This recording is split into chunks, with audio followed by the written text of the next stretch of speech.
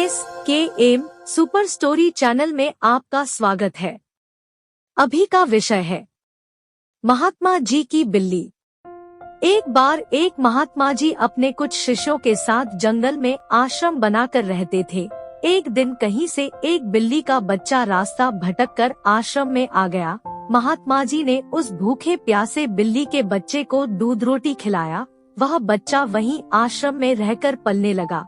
लेकिन उसके आने के बाद महात्मा जी को एक समस्या उत्पन्न हो गई कि जब वे सायं ध्यान में बैठते तो वह बच्चा कभी उनकी गोद में चढ़ जाता, कभी कंधे या सिर पर बैठ जाता। तो महात्मा जी ने अपने एक शिष्य को बुलाकर कहा, देखो मैं जब सायं ध्यान पर बैठूं, उससे पूर्व तुम इस बच्चे को दूर एक पेड़ से बौद्ध आया करो। अब तो यह नियम हो गया।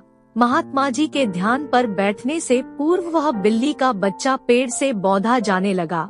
एक दिन महात्मा जी की मृत्यु हो गई तो उनका एक प्रिय काबिल शिष्य उनकी गद्दी पर बैठा। वह भी जब ध्यान पर बैठता तो उससे पूर्व बिल्ली का बच्चा पेड़ पर बौधा जाता। फिर एक दिन तो अनर्थ हो गया। बहुत बड़ी समस्या आ खड़ी हुई कि बिल्ली ही खत्म हो गई। सारे शिष्यों की मीटिंग हुई। सबने विचार विमर्श किया कि बड़े महात्मा जी जब तक बिल्ली पेड़ से न बौधी जाए तब तक ध्यान पर नहीं बैठते थे। अतः पास के गांवों से कहीं से भी एक बिल्ली लाई जाए। आखिरकार काफी ढूंढने के बाद एक बिल्ली मिली, जिसे पेड़ पर बौधने के बाद महात्मा जी ध्यान पर बैठे। विश्वास माने उसके बाद जाने कितनी बिल्लियों मर चुकी और न जाने कितने महात्मा जी मर चुके।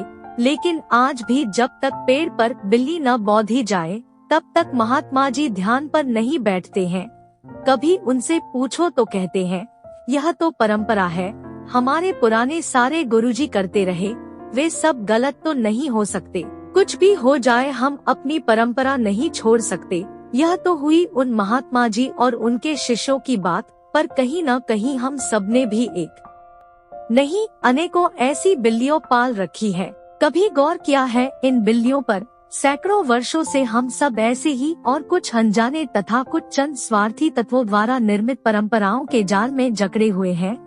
जरूरत इस बात की है कि हम ऐसी परंपराओं और अंधविश्वासों को अब और ना पनपने दें और अगली बार ऐसी किसी चीज पर यकीन करने से पहले सोच लें कि कहीं हम जाने अनजाने कोई अंधविश्वास रूपी बिल्ली तो नहीं पाल रहे। दोस्तों, ये कहानी आपको कैसी लगी? अगर अच्छी लगी हो तो मेरे इस SKM सुपर स्टोरी चैनल को सब्सक्राइब, लाइक करें और फेसबुक पेज पर फॉलो, लाइक कर दे और अपने दोस्तों के पास अधिक से अधिक शेयर जरूर करें। वीडियो देखने के लिए बहुत बहुत धन्यवाद।